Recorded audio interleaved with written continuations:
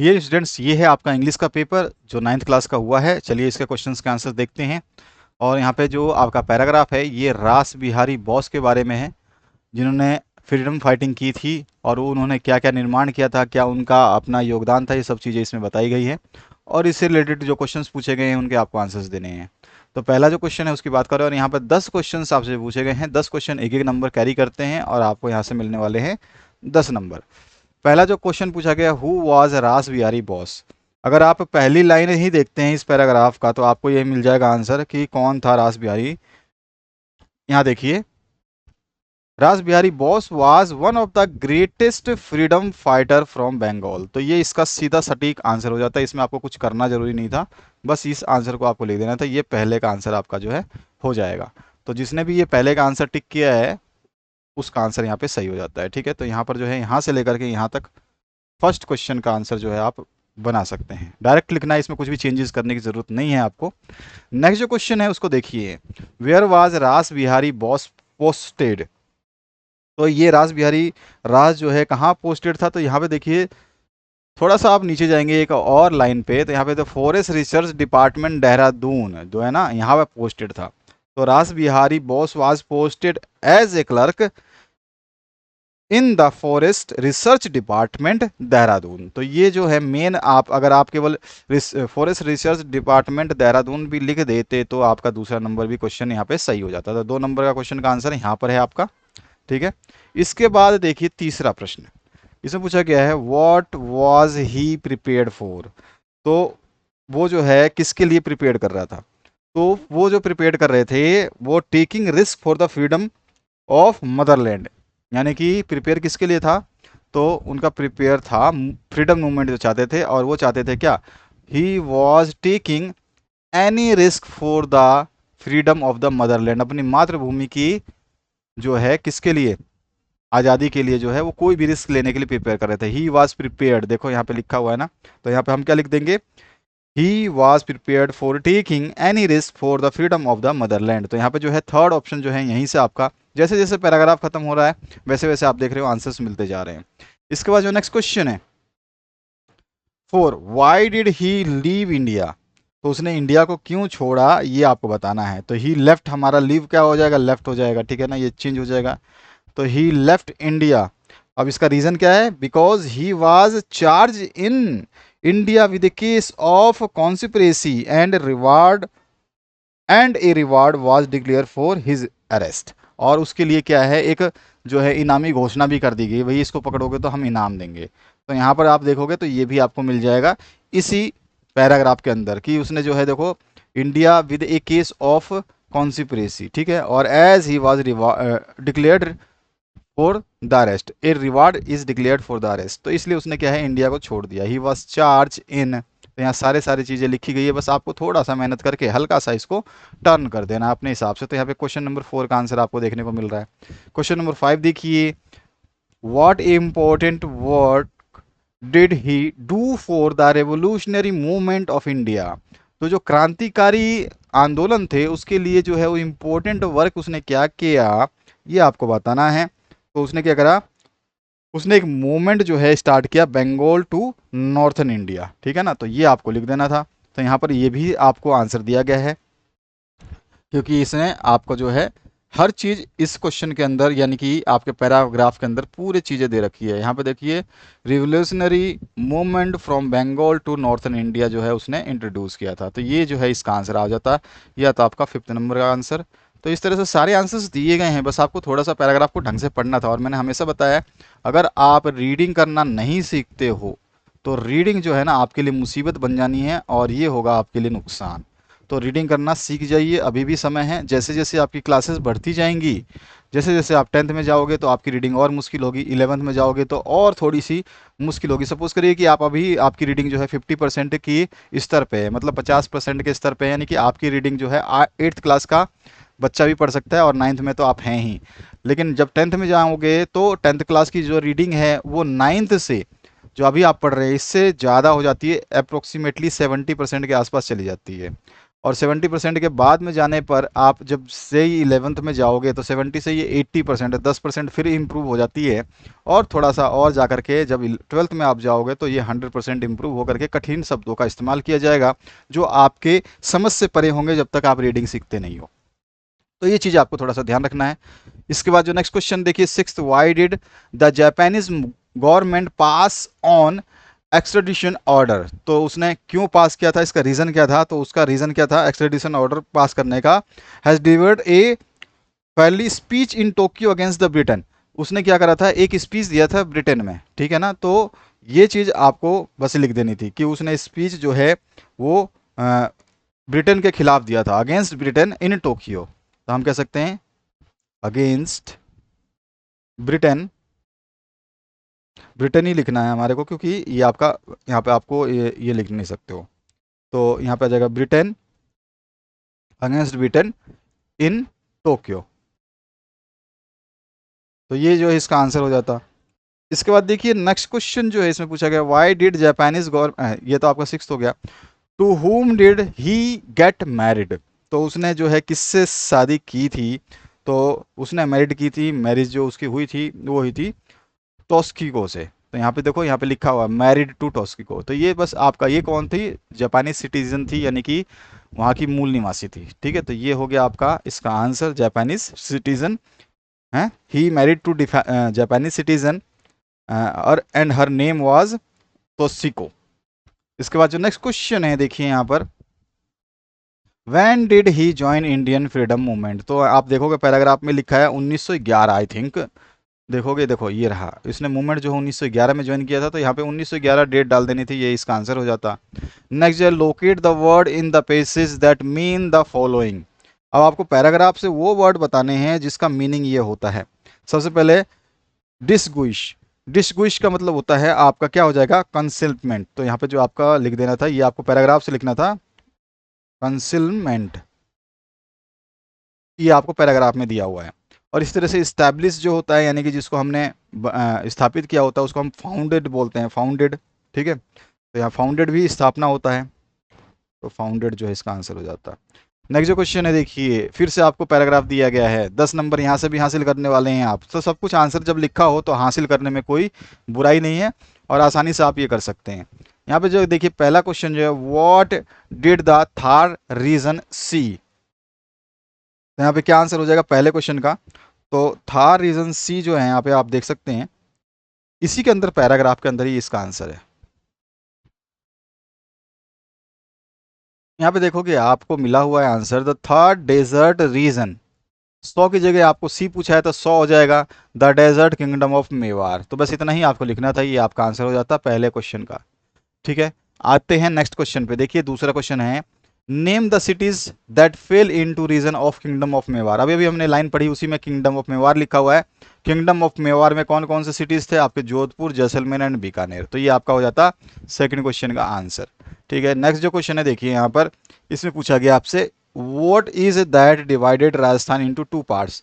तो राजस्थान को जो 2 पार्ट्स में डिवाइडेड किया गया था वो कौन सी चीज़ थी? तो अगर हम देखें यहाँ पर ऊपर ही लिखा गया है, अगर आप ध्यान देंगे तो यहाँ पर देखिए, राजस्थान डिवाइडेड इन 2 पार्ट्स। एक तो अरावली हिल्स था, ठीक है, जो कि आपके 2 पार्ट्स डिफरेंट लैंडस्केप में डिवाइडेड था, इसकी जरूरत नहीं है, केवल आपको लिखना है Aravalli hills and Rajasthan unique feature the Thar desert, यानी कि थार डेजर्ट और अरावली हिल्स जो है इसका आंसर हो जाता। इसके बाद जो नेक्स्ट क्वेश्चन है देखिए यहाँ पे, what are the features of east of the Aravalli. East of Aravalli के जो है मेन फीचर्स क्या थे आपको बताना है।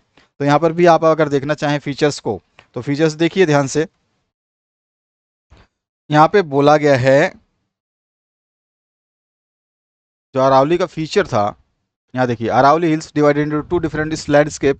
अब इसका जो अरावली का जो फीचर था, यहाँ पे देखिए ये लिखा है, the Aravalli which is more rain fed and friendly and king kind of visitors. तो ये जो है बहुत सारे लोगों को आकर्षित करती थी। तो ये सारे जो है फीचर्स हो गए, यहाँ से आप छोटा सा फीचर्स लिख सकते थे, आपको आंसर पूरे मिलते। नेक्स्ट जो क्वेश्चन है उसके बाद में, व्हाट आर फीचर्स तो हमने देख लिया। What does the word Rajput mean. Rajput जो वर्ड है ये क्या मीन करता है, ये आपको बताना है। तो इसमें बहुत ही सिंपल सा आंसर है, राजपूत मीनिंग क्या हो जाएगी, फिफ्थ आंसर जो है आप आराम से बता सकते हैं। तो राजपूत मीनिंग क्या होती है कि जो है राजपूताना किंगडम्स जो है ना उनके बारे में यहाँ पूछा गया है। यहाँ पे देखिए आपको मिल जाएगा, देखिए ये रहा, the world Rajput means son of royalty, ठीक है, सन ऑफ रॉयलिटी जो है इसका आंसर हो जाएगा। नेक्स्ट जो क्वेश्चन है उसकी बात करते हैं, name the state which surrounded Rajasthan. अब राजस्थान को जिन स्टेट्स ने सराउंड किया है वो कौन कौन सा है, तो देखिए states of Gujarat, Uttar Pradesh, Madhya Pradesh, Haryana and Punjab जो है इसके वजह से ये सराउंडेड है, यहाँ पे क्वेश्चन में आंसर दिया गया है। नेक्स्ट जो क्वेश्चन है उसमें देखिए, write the unique feature of Rajasthan west. Rajasthan west के जो यूनिक फीचर क्या हैं, तो देखिए यहाँ पर ये लिखा हुआ है आपके सामने, Rajasthan unique feature, the Thar desert, an area of sand and serve of thorns, and the other region of the east of Aravalli which is more rain fed friendly। ये सारा का सारा आंसर इसमें आप डाल सकते थे, ठीक है। नेक्स्ट जो आपकी बात करें, अगर हम केवल फीचर लिखना चाहें तो फीचर में केवल आपको एक ही लाइन, ये वाली फीचर से लेकर के यहाँ तक लिख देनी थी, बस यहाँ से यहाँ तक इसका आंसर हो जाता। इसके बाद देखिए नेक्स्ट क्वेश्चन जो है इसमें क्या पूछा गया है, which is primary pillar of economy in Rajasthan. Economy का जो है प्राइमरी पिलर कौन सा है, तो ये जो है आपका क्या आंसर हो जाएगा, इकोनॉमी का प्राइमरी पिलर जो है पूछा गया है, तो ये आपका टूरिज्म जो है इसका प्राइमरी पिलर है, यानी कि यहाँ पर जो व्यक्ति घूमने फिरने आते हैं ना, ये इसका जो है प्राइमरी पिलर माना जाता है। तो हमारा जो आंसर हो जाएगा यह आ जाएगा टूरिज्म। बस इतना लिख देते तो भी आंसर सही हो जाता, क्योंकि इसमें बोला नहीं है कि आपको भैया पूरा का पूरा फुल वर्ड्स में आंसर देने हैं। उसके बाद में find the word from the passage which opposite of ancient. Ancient मतलब होता है पुराना, और एशियंट का जो है आधुनिक का क्या हो जाएगा, मॉडर्न। मॉडर्न MODERN, मॉडर्न, ठीक है। एशियंट मतलब पुराना होता है आपका, जो बहुत पुराने कालों से हम पढ़ते आ रहे, ठीक है। और मॉडर्न जो है आपका नवीन या नया बोल सकते हैं। Right one word for an area of land cover by sand. तो उसको हम क्या बोलते हैं, डेजर्ट बोलते हैं भैया, रेगिस्तान बोलते हैं। तो डेजर्ट जो है इसका आंसर हो जाता। इसने तो ऐसे ही पहले स्पेलिंग लिख दी थी कि डी से स्टार्ट करना है, तो ये आंसर हो जाता है। नेक्स्ट जो क्वेश्चन है देखिए सेक्शन बी। सेक्शन बी में तो इमेजिन है कि आप क्या हैं, और आपको जो है एक फॉलोइंग पॉइंटों को हेड करके जो है आपको एल्डर सिस्टर मैरिज है ना, उसके लिए आपको महिमा को इन्वाइट करना है, ठीक है। इसी में और ऑप्शन भी था, आप रवि हैं, गवर्नमेंट सेकेंडरी स्कूल अलवर के हैं, कंपोज कर देना है एप्लीकेशन, एक एप्लीकेशन लिखना अपने हेड मास्टर को है, और वो भी किस फॉर्म में, एज एन ईमेल फॉर्म में, ठीक है, ईमेल फॉर्म में ध्यान रखना है, बस ये चीज़ आपको बताना है। इसके बाद देखिए नेक्स्ट जो क्वेश्चन है, after 2 days your school is going to celebrate Republic Day के ऊपर आपको जो है लिख देना था। इसके बाद यहाँ पे हेल्पलाइन दे रखा है आपको कि मतलब ये चीज़ें आप यूज़ करना चाहें तो कर सकते हैं। राइट स्टोरी करना है, 50 से 70 वर्ड में स्टोरी तो आपने लिख ही दिया होगा, क्रो, फुलिश और पीस ऑफ ब्रेड, ठीक है, in a tree, a fox, hungry, notice the crow, ये वाला जो है आपको लिखना था। बहुत ही सिंपल सी स्टोरी है, कई बार आपने 7th 5th क्लास से ये पढ़ा होगा, है ना। इसके बाद और ऑप्शन भी दिया गया है, एक डायलॉग लिखना है, किसके बीच में, लेट कमर स्टूडेंट और टीचर के बीच में। एक बच्चा जो है लेट आता है और उसका जो टीचर है उसके बीच में जो संवाद हुआ है उसको आपको लिखना है। यहाँ पर कुछ पॉइंट्स दिए गए हैं जिनको आपको इंक्लूड करना था। सेक्शन सी की बात करें तो यहाँ पर जो है आपको क्वेश्चंस के आंसर देने थे। सबसे पहले क्वेश्चन में सीधा सीधा यहाँ पे क्या हो जाता, यहाँ पे गो का क्या हो जाता है, यहाँ टू जिम डेली, डेली आ रहा है ना, तो यहाँ पे गोज आ जाएगा, ठीक है ना। तो यहाँ पे हार्दिक है और हार्दिक जो है डेली जिम जाता है, तो यहाँ पे गोज आ जाएगा, GOES जो है इसका आंसर हो जाता। और वंशिका कम हियर 2 days एगो, एगो की बात आ गई है तो यहाँ पे केम आ जाएगा, कम का क्या हो जाएगा, केम हो जाएगा। इसके बाद जो है यहाँ पे देखिए उदय भान रीड ए नॉवेल नाउ, तो उदय भान जो है रीडिंग, अभी की बात हो रही है ना, तो वो क्या कर रहा है, रीडिंग कर रहा है। अभी मैं कहूँगा खाना खा रहा हूँ तो ING लगता है, तो यहाँ पे आएगा रीड का क्या हो जाएगा, रीडिंग हो जाएगा, ING लग जाएगा। नाउ की बात हो रही है ना, अभी की बात हो रही है। यहाँ पे देखिए नीड्स कम हियर टुमारो, अब टुमारो की बात आ रहा है तो टुमारो आएगा ना भैया, तो विल आ जाएगा, विल कम। इसके बाद जो नेक्स्ट क्वेश्चन है, if I be a bird I would fly in the sky, तो यहाँ पे बी का क्या हो जाएगा, आई वर आ जाएगा, आई के साथ जो बी का क्या हो जाएगा, वर आ जाएगा। नेक्स्ट जो क्वेश्चन है फिलअप्स करने हैं आपको, तो यहाँ देखिए फिर से we dash eaten food, has और हैव में से आपको सेलेक्ट करना है। वी जब है तो हमारे साथ जानते हैं बहुवचन है, हैव लगेगा। द कैटल ग्रेजिंग, अब कैटल है, पशु हैं, तो यहाँ पे क्या आ जाएगा कैटल के साथ में, देखो पशु हैं, ठीक है, कैटल है यहाँ पे, तो यहाँ पे पशु के साथ इज आ जाएगा। द कैटल इज ग्रेजिंग, ठीक है, तो यहाँ पे ग्रेजिंग चर रहा है, तो पशु जो है चर रहा है, तो इज आएगा। Not only she but also I wants this pen, हम दोनों, वो नहीं मैं भी, बल्कि मैं भी जो है इस पेन को चाहता हूं, तो यहाँ पे क्या आ जाएगा, वांट आएगा, वांट्स आएगा, जब दो जनों की बात आएगी तो यहाँ पे आ जाएगा वांट। इसके बाद देखिए नेक्स्ट क्वेश्चन, नेक्स्ट जो क्वेश्चन है, Neha dash a beautiful girl, तो नेहा तो भैया एक लड़की है, तो एक ही लड़की के साथ क्या आता है, इज आता है। हु आर, तो हु दोज गर्ल, तो यहाँ पर जो है यहाँ पे हु आर आ जाएगा, बिल्कुल सही आंसर आपने समझ लिया। इसके बाद देखिए Rohan is dash MP, MP तो एन एमपी आएगा इसमें, ठीक है, यहाँ पे एन जो है इसका आंसर होना था। नेक्स्ट जो क्वेश्चन है इसमें देखिए she did not do dash work, any work जो है इसमें सी ऑप्शन करेक्ट हो जाता। नेक्स्ट जो क्वेश्चन है he has hardly money, hardly मतलब हार्डली कितना मनी है भैया उसके पास, फ्यू मनी है, तो हमारा जो है इसका आंसर क्या हो जाएगा, he had hardly few money होगा, एनी मनी, फ्यू नहीं सॉरी, एनी मैनी और मच और नन, तो यहाँ पर जो है आपका क्या आंसर हो जाएगा, एनी हो जाएगा, any. He is criminal, he has dash friend, he अगर वो दो क्रिमिनल है तो उसके फ्यू फ्रेंड ही होंगे, ठीक है। नेक्स्ट जो क्वेश्चन इसमें देखिए my mother is U D C, तो यहाँ पे यू जब आ गया ना तो यहाँ पे एन का इस्तेमाल करना होगा, ए ई आई ओ यू। अच्छा एमपी में क्यों हमने एन का इस्तेमाल किया, तो एम तो ए ई आई ओ में नहीं आता, ए ई आई ओ यू में जो है हम एन यूज़ करते हैं। यहाँ पे एम जब हम बोलते हैं ना एम, तो यहाँ पे एम एम ऐसे बोल रहे हैं हम, इसमें जो उच्चारण में जो ए आ रहा है ना इसकी वजह से जो है यहाँ पर एन का यूज़ किया जाएगा। बहुत बच्चों ने जो है द लगा दिया होगा या फिर लगाया होगा ए, दोनों का गलत हो जाएगा, ठीक है। द बॉक्स इज दैश टेबल, तो बॉक्स कहाँ पे है, तो ऑन द टेबल है, ठीक है। The she stood her husband and son, तो यहाँ पे क्या आ जाएगा, बिटवीन। इसके बाद जो नेक्स्ट क्वेश्चन है शोहन केम ट्रेन, अब इसके बाद में क्या आ जाएगा, बाई ट्रेन, है ना, वो किससे आया, बाई ट्रेन से आया। Raman is good dash physics, तो किस में है, तो Raman is good in physics, ठीक है। इसके बाद में है he is afraid dash dogs, तो ऑफ डॉग्स आएगा इसमें आंसर। तो ये सारे आंसर्स है आपके। आगे आते हैं सेक्शन डी, सेक्शन डी में देखिए क्या पूछा गया है और क्या आंसर्स होंगे। ये आपके पैराग्राफ आया है बुक से, ठीक है। One day I was in 5th standard Rameswaram.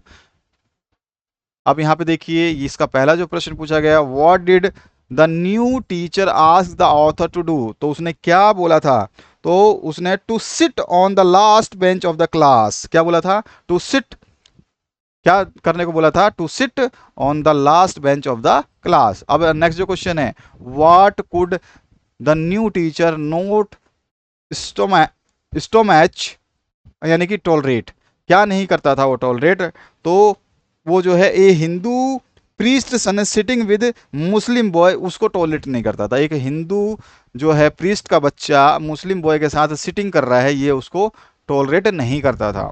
Next जो है whom did the children tell about the incident of the school, तो किसको बताया था उसने, तो उसने अपने पेरेंट्स को बताया था, टू देयर पेरेंट्स जो है इसका आंसर हो जाएगा। What did Lakshmana Shastri tell the new teacher, तो उसने क्या बताया न्यू टीचर को, तो यहाँ पे क्या आंसर हो जाएगा, उसने न्यू टीचर को he told new teacher that he should not spread the poison of social inequality, वो जो है ऊंची नीची जो जाति है ना उसका जहर जो है वो नहीं घोलेगा, and communal intolerance in the mind of innocent children, और जो भोले वाले बच्चे में है जो है बातों का ऊंच नीच जो है नहीं घोलेगा, उसने ये चीज बता दिया था। इसके बाद जो नेक्स्ट क्वेश्चन है, how did the new teacher know that the author was Muslim boy, कैसे जानता था, from the cap was bearing, ठीक है ना, उसने जो टोपी पहन रखी थी, मुस्लिम्स जानते हैं आप जब नमाज पढ़ते हैं तो एक स्पेशल टाइप की टोपी पहनते हैं, तो उससे उसको पता चल गया था। और with whom did the author use to sit in the class, किसके साथ वो बैठता था, तो रामानंद शास्त्री के साथ बैठता था, ठीक है ना, तो ये आपका आंसर हो जाएगा। नेक्स्ट क्वेश्चन है व्हाई डिड रामानंद शास्त्री, ये इसका आंसर था, ठीक है। और why did Ramanand Shastri wipe in the class, तो किस लिए होता था, तो Ramanand Shastri was wiping when Kalam was asked to sit on the last bench. जब कलाम को जो लास्ट बेंच पे बैठाया जाता था तब उसने वाइपिंग यानी कि रोना धोना जो है वो सिसकना जो है शुरू कर देता है। तो इस तरह से जो है आप इसका आंसर बता देंगे। आगे बहुत सारे क्वेश्चंस हैं। What condition did Lakshman Shastri put before the new teacher. तो उसने क्या कंडीशन दी थी? तो अपोलाइज और क्विट स्कूल। उसने बोल दी था कि टीचर को कि he asked new teacher to either to apologise यानी कि क्षमा मांगो या फिर स्कूल छोड़ दो। ठीक है, तो ये इसका आंसर हो जाएगा। Find the word from the passage which mean it is the opposite of weak. Weak का अपोजिट क्या हो जाएगा? स्ट्रॉन्ग हो जाएगा। सभी को पता है strong is the right answer. Next जो क्वेश्चन है, find the word from the passage which mean sad और डिप्रेस्ड। सैड और डिप्रेस्ड का मतलब होता है डाउन कास्ट। ठीक है ना, तो यहाँ पे सैड और डिप्रेस्ड का मतलब हो जाएगा downcast. Down, DOWNCAST, cast, downcast. Next जो क्वेश्चन है देखिए, यहाँ पर सारे के सारे बुक से हैं, इनको सभी ने आपने कर दिया अगर आपने बुक से ढंग से पढ़ा है तो। इसके आगे भी आपके बुक से ही क्वेश्चन है, इनको भी आप आराम से सॉल्व कर चुके होंगे। फिर एक्सप्लेन करना है स्टैंजा को, इसमें भी आपको और ऑप्शन भी दिया गया है, ध्यान रखिएगा। ठीक है, तो ये आप में इसमें से कोई भी एक्सप्लेन कर सकते थे। इसके बाद जो आगे के क्वेश्चंस हैं, ये देखिए किस तरह के क्वेश्चंस आए हुए हैं। Answer any two of the following. यहाँ पे दो के ही आंसर आपको देने थे। आपने जो है जिस बच्चे ने एग्जाम दिया उसने ये लास्ट वाले दो किए हैं, और यहाँ पर जो है एनी टू करने थे फिर से, तो इसमें उसने पहला और लास्ट वाला किया है। ठीक है, any two of the following करना था। इसमें देखो चार क्वेश्चन दिए थे, दोनों में से चारों में से कोई भी आपको चूज, मैंने आपको क्वेश्चन पेपर दिया था कैसे कैसे क्वेश्चन आएंगे, क्या पैटर्न रहेगा, सब कुछ बताया था। कई जगह पे बहुत सारे क्वेश्चंस जो है 3-4 जिलों में तो वो क्वेश्चंस काफ़ी ज़्यादा रिपीट हो गए हैं। आपके ज़िले में हुए या नहीं हुए हमें नहीं पता, लेकिन जिन जिलों में हुआ उन बच्चों ने हमारे को थैंक्स भी कहा है, फ़ोन भी किया है, और व्हाट्सएप पे काफ़ी मैसेज किए थे जो मैंने आपको नंबर दिए थे। और आप भी अपने पेपर को अगर भेजना चाहते हैं तो PDF बना करके, अभी तो ये PDF साफ़ नहीं था, फिर भी इस बच्चे ने काफ़ी रिक्वेस्ट करी थी कि सर इसके सॉल्यूशंस दे देना। अगर आपका PDF साफ़ नहीं होगा तो सॉल्यूशन देने में हमें तकलीफ होगी, तो कृपया करके जब भी आप फोटो खींचे, जैसे अपनी सेल्फी लेते हो मुस्कुराते हुए और चेहरा खिलाते हुए, तो ऐसे ही जब फोटो की बात आती है पेपर की, तो इसकी भी सेल्फी जो है ऐसी होनी चाहिए कि देखने वाला देखता रह जाए। तो इस तरह का आपका पेपर जो है ये रहा। इसमें क्वेश्चंस जो थे इनमें से कोई एक देना था आपको आंसर। PDF भेजना चाहें तो आप कभी भी भेज सकते हैं। 8469022568 जो है हमारा व्हाट्सएप नंबर है, और इस नंबर पे केवल PDF भेजें। इसके अलावा अन्यथा इस पर कोई फ़ोन करेंगे कोई रिस्पॉन्स आपको नहीं मिलने वाला है। PDF होनी चाहिए आपकी साफ़। ठीक है, सॉल्यूशंस आपको मिल जाएंगे, टेंशन लेने की ज़रूरत नहीं है। आंसर हम सभी बताते हैं और आंसर को बेहतरीन तरीके से समझाने की कोशिश करते हैं, ताकि बच्चा जो है आगे जा करके और बेहतरीन परफॉर्मेंस कर सके। और आपके SST का हिस्ट्री का पहला वीडियो जो है मूवी फॉर्म में आने वाली है। आप एक मूवी देखने वाले हैं कमिंग सीजन में, यानी कि कमिंग टाइम में आपके पास एक मूवी पहुंचने वाली है। पूरे हिंदुस्तान में पहली बार यूट्यूब के इतिहास में ये चीज़ होने वाला है, जो कि हिंदी में एक मूवी बनने वाली है, जिसमें पूरा का पूरा जो चैप्टर लिया जा रहा है हिस्ट्री का पहला चैप्टर, यूरोप में राष्ट्रवाद का उदय, जिसको आज तक किसी भी बड़े स्कूल, छोटे स्कूल, महारथी, बड़े महारथी, छोटे महारथी, कैसे भी बड़े इंस्टीट्यूट, छोटे इंस्टीट्यूट, नाम नहीं लेना चाहूँगा, उससे हमारे को कॉपीराइट मिल जाएगी। तो इसलिए मैं बता देता हूं कि उन्होंने आज तक ये नहीं किया है जो आप वो वीडियो देख के करने वाले हैं, सीखने वाले हैं। पहली बार इतिहास में होगा कि हिस्ट्री को जानने का एक नया अनोखा तरीका आपको देखने को मिलेगा, और मूवी देख के आप कहेंगे वाह, अब तो मेरे को चैप्टर पढ़ने की टेंशन है ही नहीं। तो कोशिश करूंगा कि मैं जल्द से जल्द उस वीडियो को आपके लिए हाजिर कर पाऊँ। तब तक के लिए अलविदा, अपना ख्याल रखें, और जितने भी सॉल्यूशंस आपको दिए जा रहे हैं, जितने पेपर्स आप तक पहुंचाए जा रहे हैं, उनको पढ़ते रहें और बेस्ट परफॉर्मेंस के लिए तैयार रहें। Thank you very much, have a good day. Playlist देखना बिल्कुल ना भूलें जो स्क्रीन पे आपके सामने आ चुकी है।